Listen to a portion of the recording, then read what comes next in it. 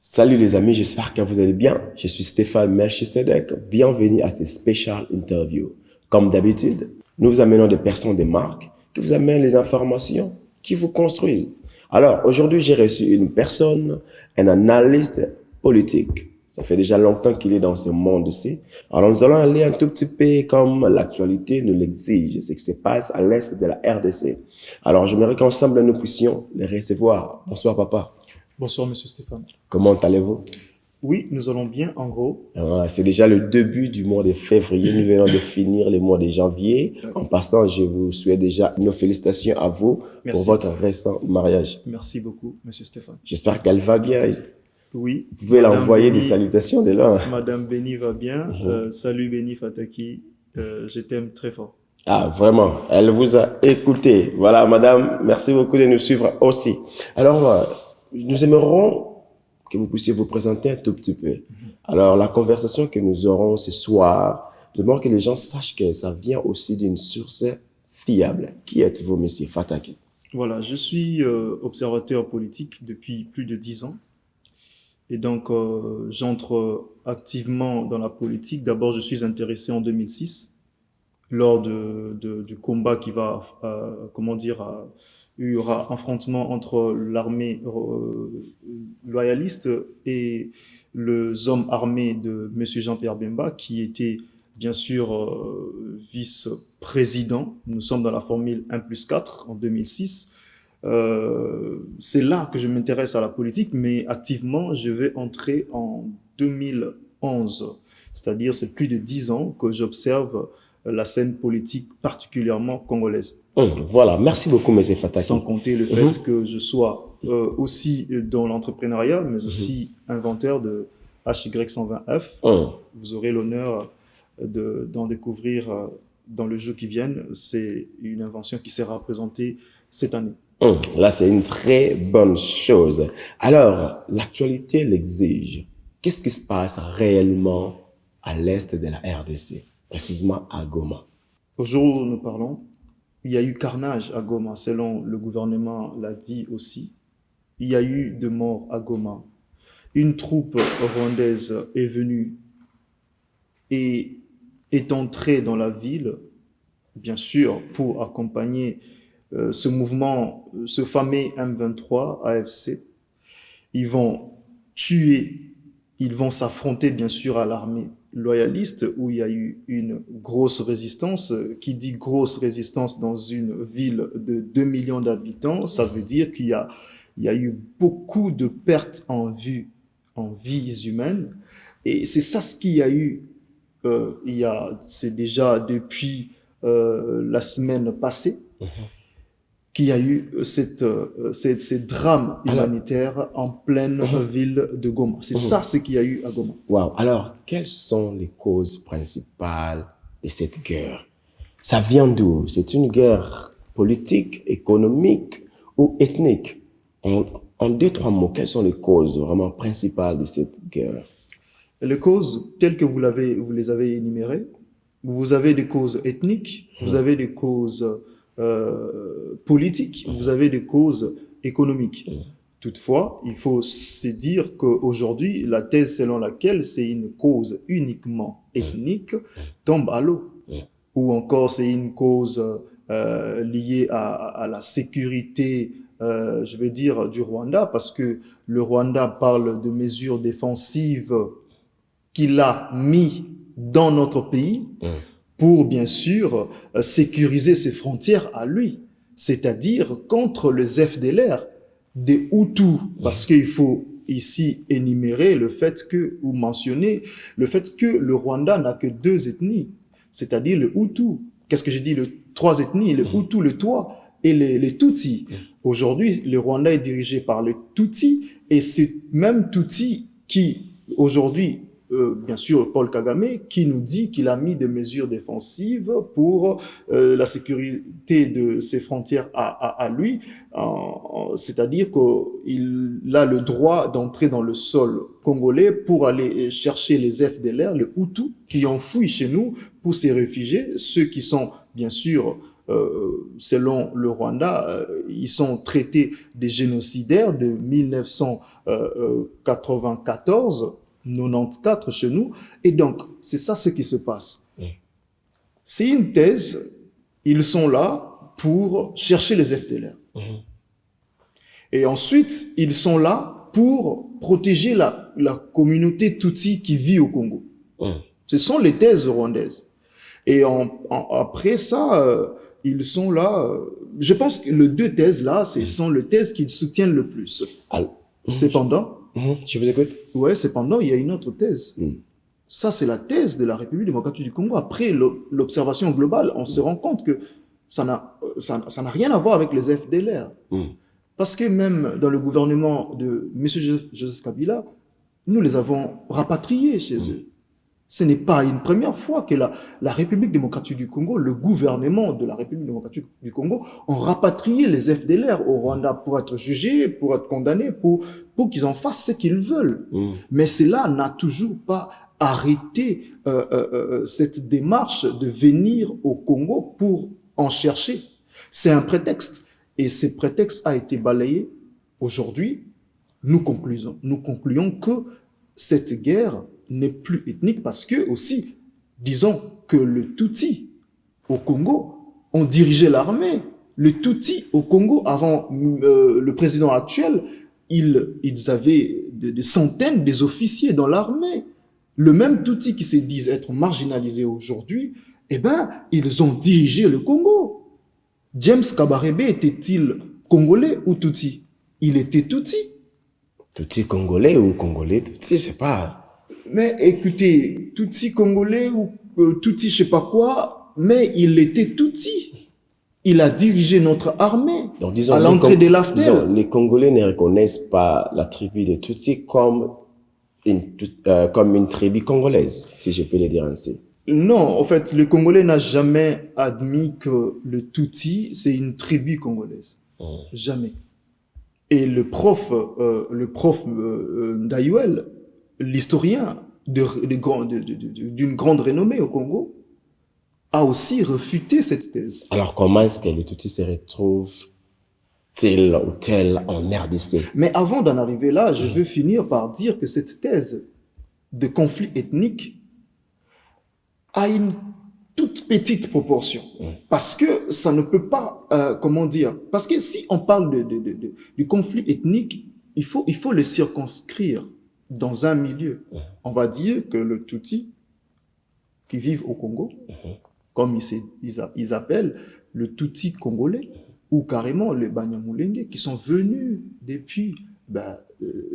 le nom Banyamulenge, ça a été officialisé depuis 1970 avec le papa de Gisaro, qui est aujourd'hui ministre des infrastructures chez nous au Congo. Ok? La tribu marginalisée a eu plus d'officiers dans l'armée congolaise qu'aucune autre tribu. Il faut aussi noter que les tribus le plus, je veux dire, le plus grand tribu au Congo, ce sont le Luba et les Mongo. Mais qui ont eu plus des officiers dans l'armée congolaise? Ce sont des Tutsis. Mais quand est-ce que ces gens sont marginalisés? Où et comment? Combien ont-ils été tués à cause de leur appartenance à cette ethnie? C'est ça la grande question.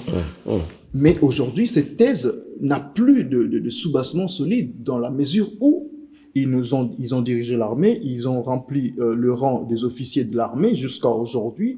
Et ben, finalement, on s'est dit que ils ont été plus gâtés que marginalisés.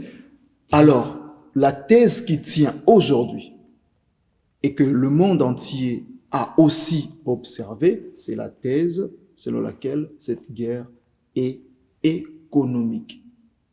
Je veux dire particulièrement économique. Alors, qu'est-ce que vous voulez dire en disant que la guerre, elle est plus économique? Mais c'est simple. Vous avez un schéma. En 2024, l'année passée, je crois en février, l'Union européenne a signé un accord, ok, sur le minerai critique avec le Rwanda. Et c'est cet accord qui aujourd'hui fait lever le voix dans le Parlement européen, le Parlement de pays européens aussi, où on fustige ces comportements de l'Union européenne par rapport à ce qui se passe au Congo. Tout le monde sait que le Rwanda, c'est un receleur. Il prend le minerai au Congo, ok, il va le faire traverser dans son pays, il va étiqueter ce minerai, et ben, il est premier exportateur de coltan ou premier exportateur de cobalt, enfin du coltan. Comment vous imaginez qu'il n'en a aucun gramme sur son sol, son sous-sol, mais il est le premier exportateur. Alors, l'Union européenne va signer l'accord avec lui, et c'est cet accord qui est en vigueur jusqu'au jour où nous sommes en train de parler, Monsieur Stéphane, l'accord, l'Union européenne avec le Rwanda est encore en vigueur. Eh bien, bien sûr que vous le savez, qui creuse le minerai? Ce sont les populations. Et qui gère le mine à l'est de la République? La mine de Rubaya, qui la gère? N'est-ce pas le Rwanda, avec le supplétif de M23? Mais à qui profite le crime en RDC? Au Rwanda. À qui profite? C'est ça la guerre économique. Sans cette guerre, le Rwanda n'aura plus aucun soubassement économique. Donc disons que la paix de l'Est va profiter qu'aux Congolais. Et les autres, ils veulent que ça soit toujours en crise parce qu'ils en bénéficient. Mais il y a un bradage à ciel ouvert, à une échelle extrêmement grave. Et c'est tout le monde qui le sait, mais c'est juste que les gens ne veulent pas le voir et les gens ont fermé les yeux et la bouche pour en parler.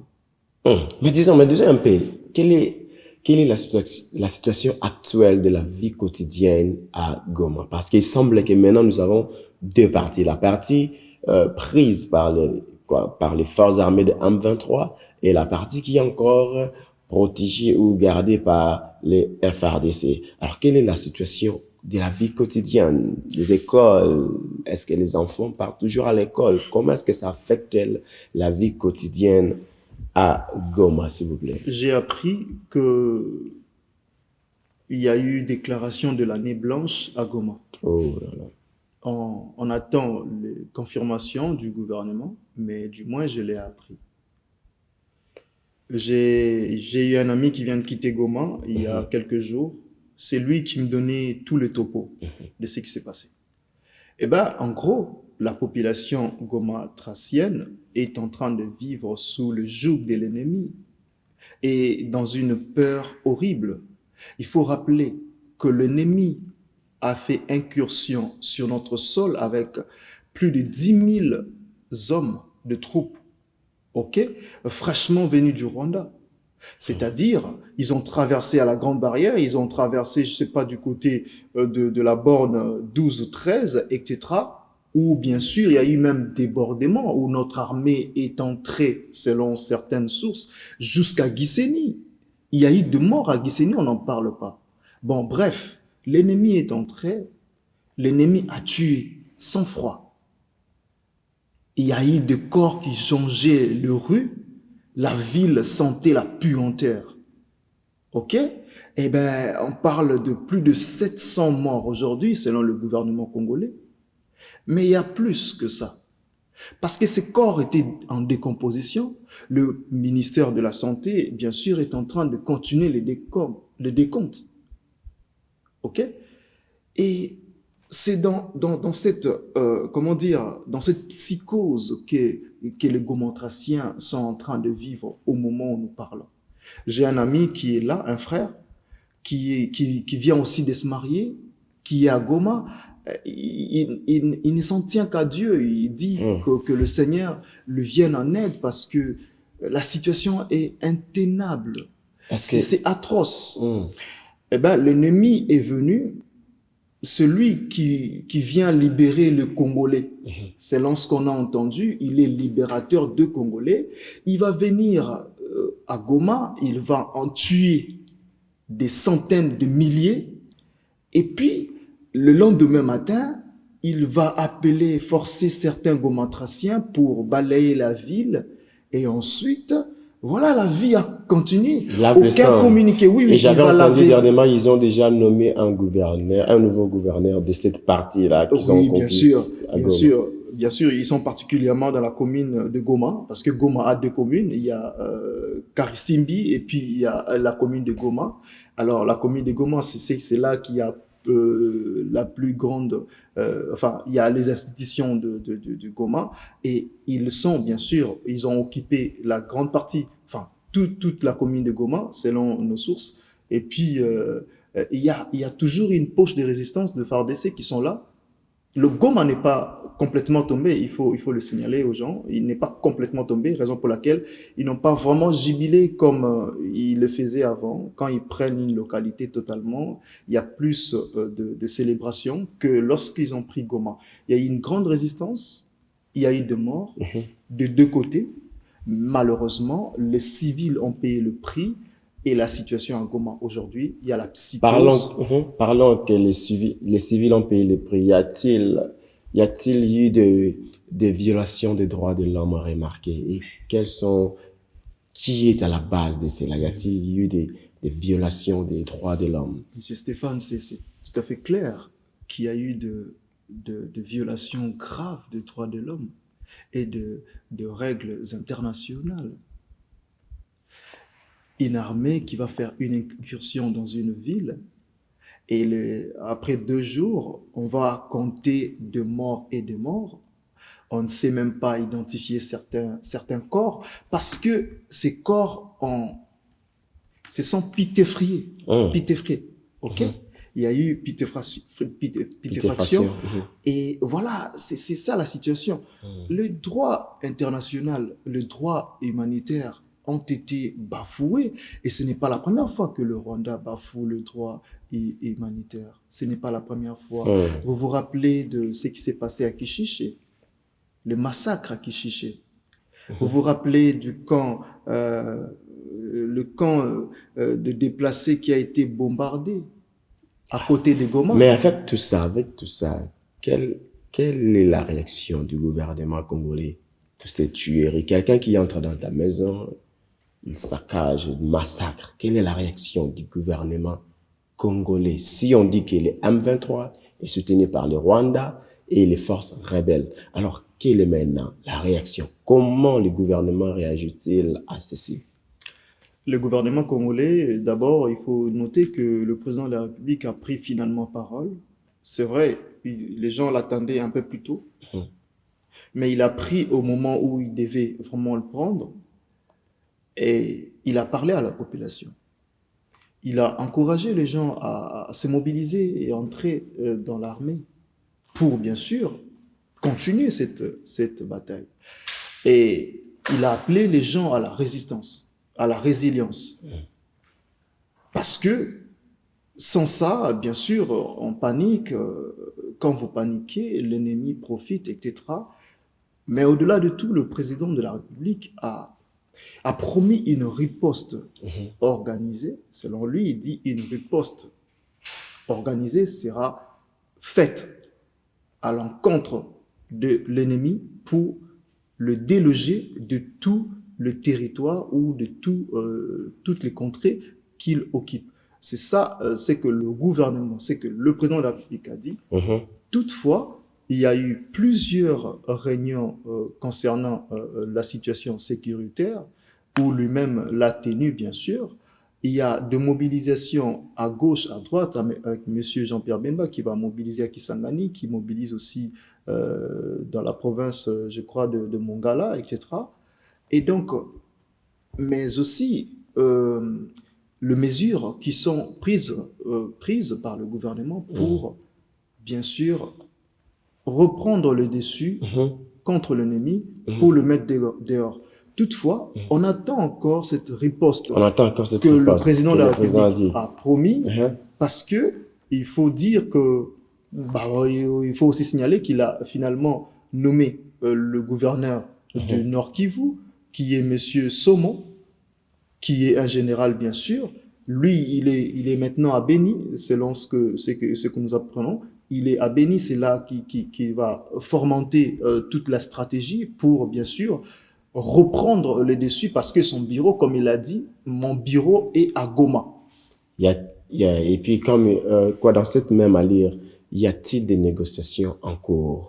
Négociation. Yes, le gouvernement à l'interne est en train de faire tout pour riposter. Ouais. Mais est-ce qu'il y a-t-il des négociations en cours avec, premièrement, est-ce que le gouvernement cherche à avoir des négociations avec cette force des rebelles, M23, ou y a-t-il aussi des négociations en termes, là, disons, des négociations régionales? Quelle est l'implication des groupes, disons, des institutions africaines, de l'ONU? Y a-t-il des négociations en cours pouvant nous aider à mettre fin à cette guerre? Le Conseil de sécurité, récemment, qui vient bien sûr de parler, la plupart des pays ont parlé de retour aux négociations, la plupart des pays parlent de solutions politiques. Eh bien, on veut que la République démocratique du Congo reparte dans des négociations avec le Rwanda à Luanda. Parce qu'il faut signaler que le 15 décembre, il y a eu un échec du sommet de Luanda qui, bien sûr, devait statuer sur cette question.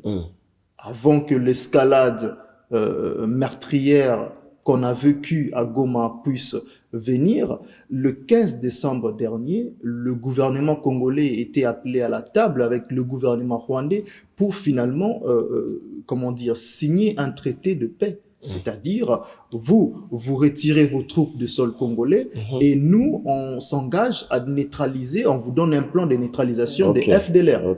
Parce que votre thèse, votre prétexte, c'est les FDLR, alors on va encore vous rapatrier les FDLR chez vous, on va mettre un plan, sous l'égide, bien sûr, de l'Angola et tout le mécanisme des vérifications ad hoc, etc., pour, bien sûr, vous donner ce que vous voulez et que nous prenons ce que nous voulons. Malheureusement, le président rwandais n'était pas venu à ces assises, c'est-à-dire pratiquement en sabotant le médiateur qui est le président Lorenzo de l'Angola.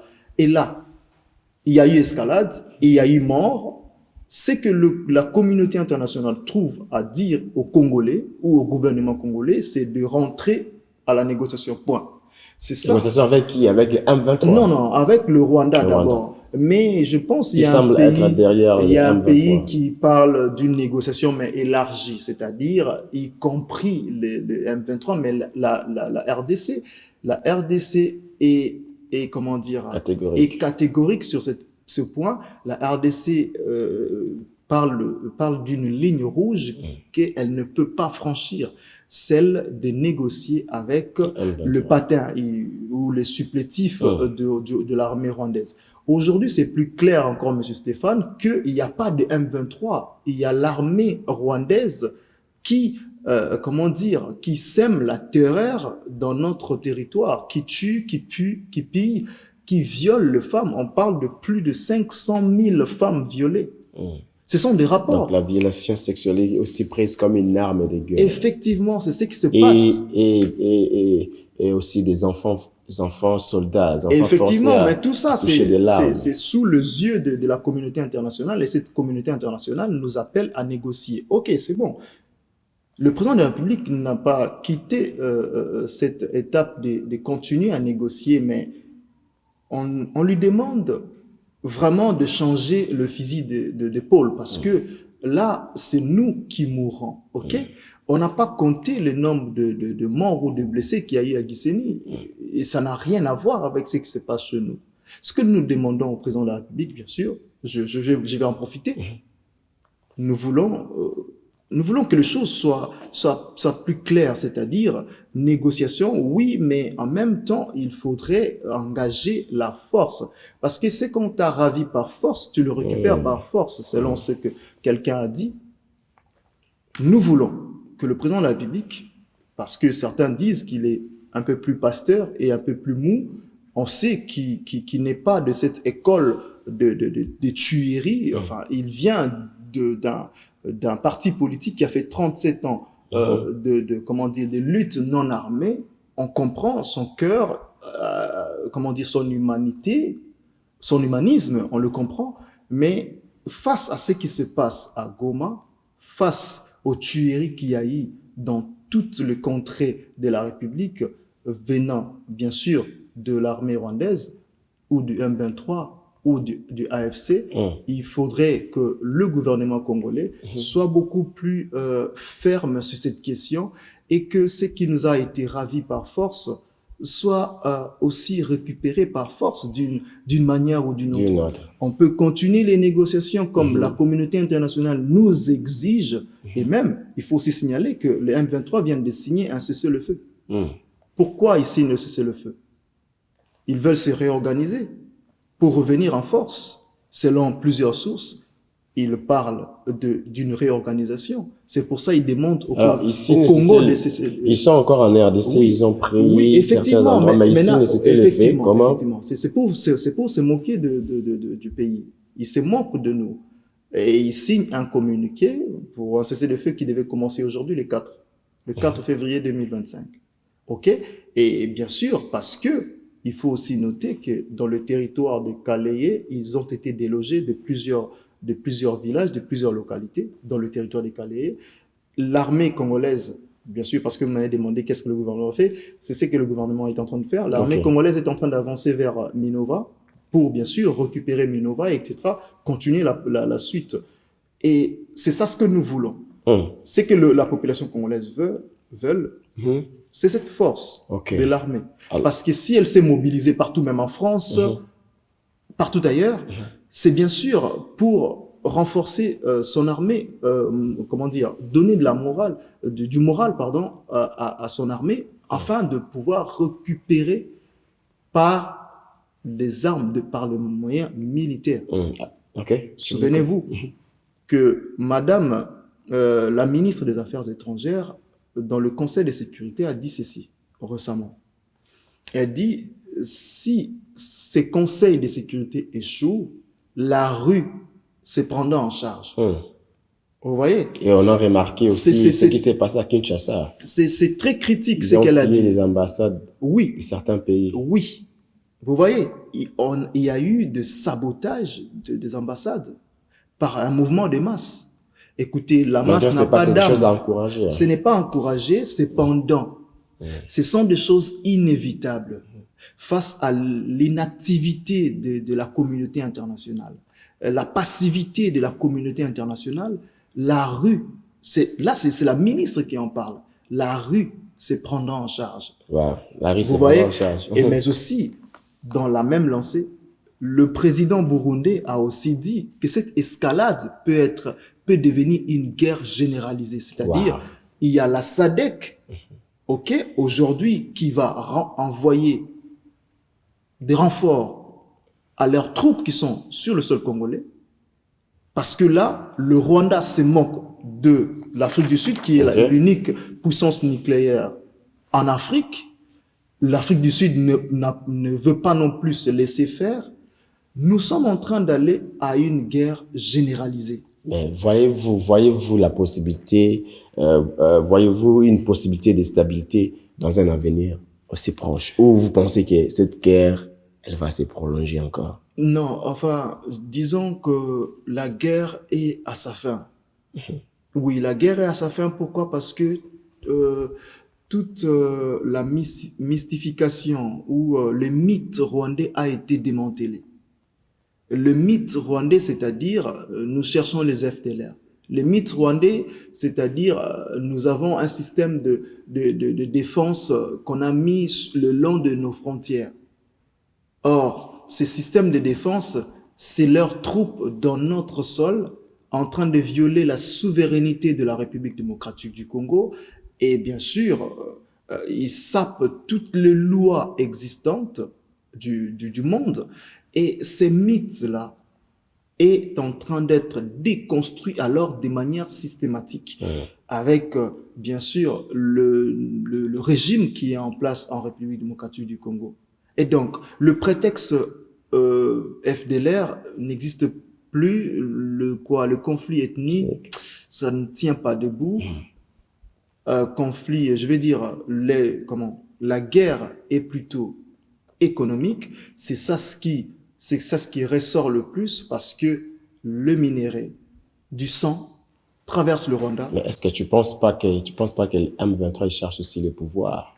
Non, les M23 ne cherchent pas vraiment le pouvoir. Monsieur Mais il y a Stéphane, il y a quelqu'un, si je peux pas citer le nom, il y a quelqu'un qui se dit que nous voulons libérer le Congo par le pouvoir qui est en train de Monsieur marginaliser Stéphane, les Congolais. Monsieur C'est pas, ça Stéphane, peut être aussi une cause politique qui est derrière ces mouvements.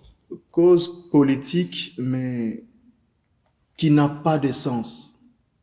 Parce que aucun Congolais n'a mandaté Monsieur Corneille Nangaa pour venir le libérer du gouvernement congolais.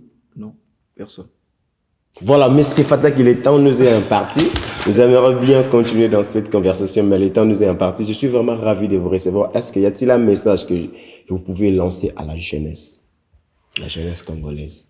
À la jeunesse congolaise, je vais leur demander d'être vigilante. Vigilante, pourquoi? Parce que le Rwanda veut, je vais dire, dominer ou esclavagiser le Congolais. Chose qui ne doit pas avoir lieu. C'est depuis 30 ans, Monsieur Stéphane, que le Rwanda, l'Empire Imatuti, a amorcé cette démarche pour dominer le Congo. Cela ne marche pas. Le Congolais, en fait, c'est impossible de rwandaliser le Congo. Ok? Il est trop grand, le Congo. Il a plus de 120 millions d'âmes. Le Rwanda a échoué dans cette lancée. Et cela n'arrivera jamais. Je vous ai dit que le Rwanda n'a pas la capacité numérique pour dominer toute la République. C'est impossible. Le Rwanda compte 33 000 hommes dans son armée. Comment est-ce qu'il pourra contrôler toute la République?